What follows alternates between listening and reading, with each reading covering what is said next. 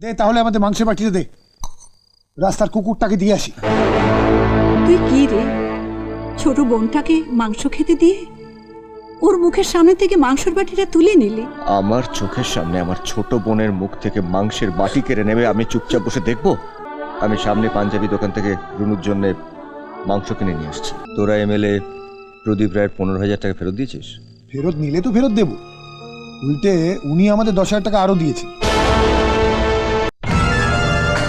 22টা মানে 11,000। আমার ভাইরা 4,000 টাকা খরচা করে ফেলেছে। খরচা করে ফেলেছে বললে তো শুনবো না, টাকাটা আমার এক্ষুনি চাই। এক্ষুনি বললে আমি টাকাটা কিভাবে দেবো? তোমার সব চালাকি আমার জানা আছে। 4,000 টাকা দরকার ছিল, ভাইদের পাঠিয়ে 15,000 টাকা নিয়ে ভালো মানুষের মতো এখন 11,000 টাকা ফেরত দিতে এসেছো। আপনি আমাকে ভুল বুঝছেন দাদা। তুমি কি তোমার অটো নিয়ে এসছো? হ্যাঁ। অটোটা তুমি রেখে যাও, 4,000 টাকা ফেরত দিয়ে অটোটা নিয়ে যাও। পাগল, আমি আমার নতুন অটোটা এখানে রেখে যাই আর আপনি আমার অটোর পার্টসগুলোকে রাতারাতি খুলে বেচে দেবেন? আমি অটোর পার্টস বেচে দেবো? হ্যাঁ, আপনাদের মতন রাজনীতি করার নেতাদেরকে আমি খুব ভালো করে জানি। আপনাদের আঁতে ঘা পড়লে রাতারাতি মানুষের হাত পা কেটে গায়েব করে দেন, আর এটা তো সামান্য অটো। বাজে কথা বাদ দিয়ে শোনো, ওই 4,000 টাকা ফেরত না দিয়ে তুমি তোর অটো নিয়ে যেতে পারবে না।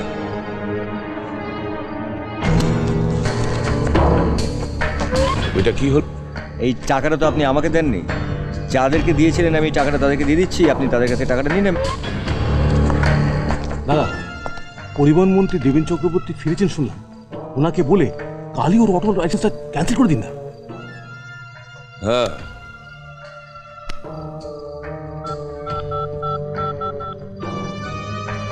হ্যালো, ও দেবেন বাবু? বলো, কেন আমার সঙ্গে দেখা করতে এসেছো? টালিগঞ্জের ট্রাম ডিপোর কাছে আমাদের একটা অটো স্ট্যান্ড আছে। এমএলএ প্রদীপ রায়ের কিছু গুন্ডা আমাদের কাছ থেকে তোলা আদায় করে, সেটা দিতে অস্বীকার করাতে থানার বড়বাবু বলেছেন যে আমাদের অটো স্ট্যান্ডটা তুলে দেবেন। তুলে দেবো যখন বলেছি তখন সেটা তুলেই দেবো, কেউ সেটা আটকাতে পারবে না। হ্যাঁ, আমিও কাল রাত্রে ওই পরিবহন মন্ত্রীকে ফোন করে বলেছি ওর অটোর লাইসেন্স যেন বাতিল করে দেয়। আপনি এখন একবার পরিবহন মন্ত্রী দেবেন চক্রবর্তীকে ফোন করুন না, ওবারটার অটো লাইসেন্স ক্যান্সেল হলো না, ও নিজের পেটের টানে দৌড়বে, তখন আর অনাথ আশ্রমের ব্যাপারে নজর দেওয়ার সময় পাবে না। এমএলএ হ্যালো দেবেন বাবু? হ্যাঁ বলছি। আচ্ছা, আপনি আমাদের দেশের একজন গণ্যমান্য মন্ত্রী হয়ে এর বেটা বাজে অটোওয়ালাকে। রতন যদি বাজে ছেলেই হবে তাহলে গভীর রাতে চুপি চুপি ওর বাড়িতে গিয়েছিলেন কেন? আপনি মোটা টাকার লোভ দেখিয়েছিলেন ওকে, ও সেই টাকা নিতে চায়নি বলে কেউ বাজে ছেলে? যে ছেলেটা মাত্র 10 বছর বয়স থেকে দুবেলা পরিশ্রম করে মা 3 ভাই বোনকে দুবেলা অন্ন তুলে দিয়েছে, মুখে লেখাপড়া শিখিয়েছে, সেই ছেলেটা বাজে ছেলে? রতনের মতো আরো 2-1টা বাজে ছেলে পেলে আমার কাছে পাঠিয়ে দেবেন, আমি চেষ্টা করে দেখব ওদের জন্য কিছু করা যায় কিনা। রতনের অটোর লাইসেন্স আমি ক্যান্সেল করবোই না, বরং ওর মুখ থেকে যা শুনলাম আপনাকে কি করে এমএলএর পদ থেকে সরিয়ে দেওয়া যায় সেই কথাটাই ভাবছি। আপনি ওর কথা বিশ্বাস করবেন না। কাকে বিশ্বাস করব? আপনাকে? যে ভোটের আগে মিথ্যে প্রতিশ্রুতি দিয়ে রিগিং করে ভোটে জিতেছে। হ্যাঁ হ্যাঁ, আমি সব ভেবেই বলছি, আপনারা আমাকে যতই বাধা দিন ওদের অটো স্ট্যান্ড আমি পার্মানেন্ট করে দেবো।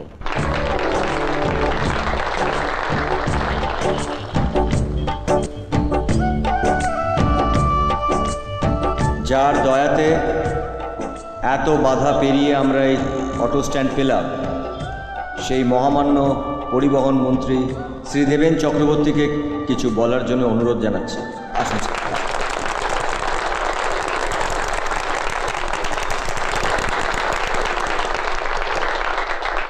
রতনের মতো সব অটো চালক যদি নিয়ম মেনে অটো চালায়, সরকার ও প্রশাসনের দিক থেকে সব রকম সুযোগ সুবিধে পাবে। ওদের আর অটো নিয়ে এখানে সেখানে দাঁড়াতে হবে না, কেউ ওদের কাছে ঘুষ চাইতে পারবে না, কেউ ওদের কাছে তোলা নিতে পারবে না। আমি কথা দিচ্ছি, পাড়ায় পাড়ায় আমি অটো স্ট্যান্ড করে দেবো।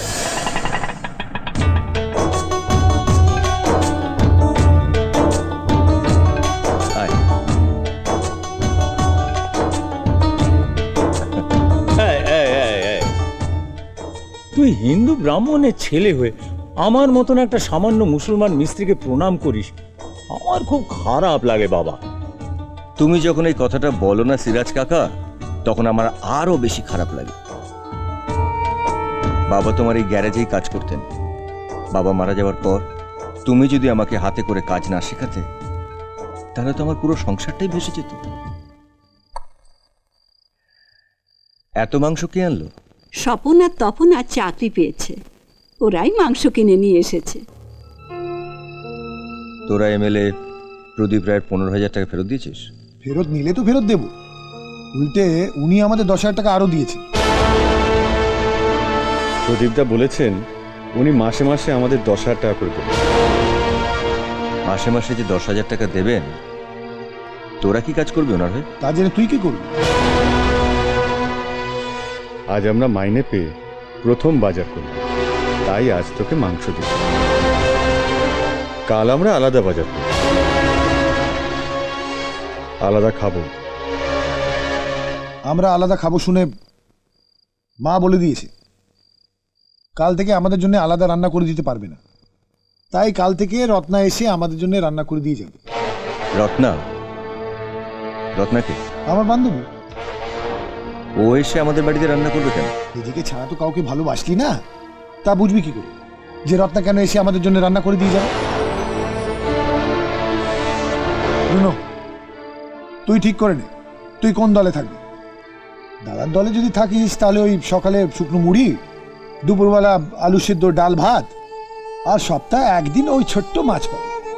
আর আমাদের দলে থাকলে স্বপন বলে দে। হ্যাঁ দেখ, আমাদের দলে থাকলে তুই ব্রেকফাস্টে পাবি পাউরুটি, কলা, ডিম সেদ্ধ, কোনো দিন অমলেটও পাবি।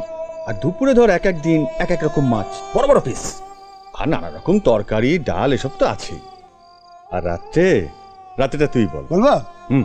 রাত্রিরে ওই মাংস, লুচি, পোলাও, তাছাড়া মিষ্টি আর পায়েস তো থাকবেই। তোকে 2টো শাড়ি তো দিয়েছি, পুজোর আগে আরো 5খানা দেবো।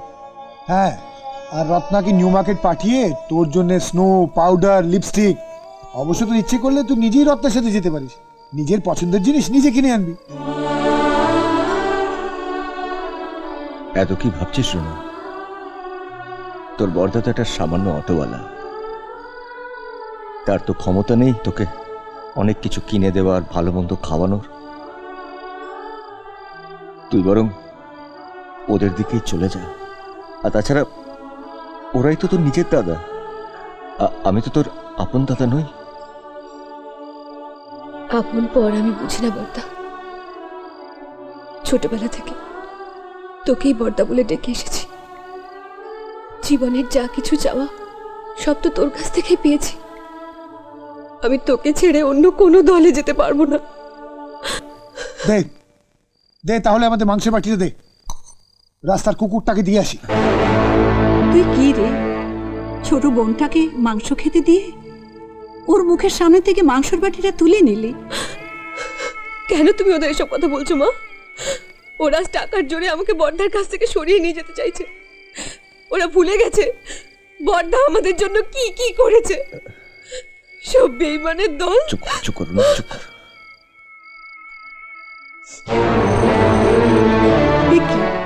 উঠছিস কেন? আমার চোখের সামনে আমার ছোট বোনের মুখ থেকে মাংসের বাটি কেড়ে নেবে, আমি চুপচাপ বসে দেখব? আমি সামনে পাঞ্জাবি দোকান থেকে রুনুর জন্য মাংস কিনে নিয়ে আসছি। তোরা আমার পেটের ছেলে, তোদের আমি সাবধান করে দিচ্ছি। রতনের বুকে যে আঘাত তোরা দিলি, একদিন সেই আঘাত শতগুণ হয়ে তোদের বুকে এসে বিঁধবে, এ আমি বলে রাখছি, আমি বলে রাখছি।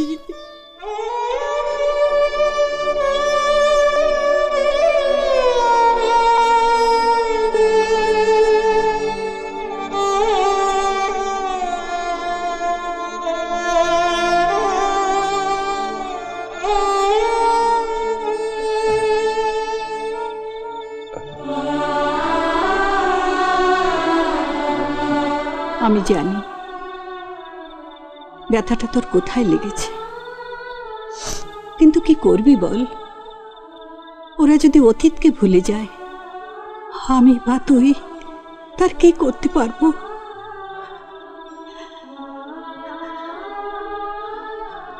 অনেক রাত হয়েছে, ঘুমাবি না?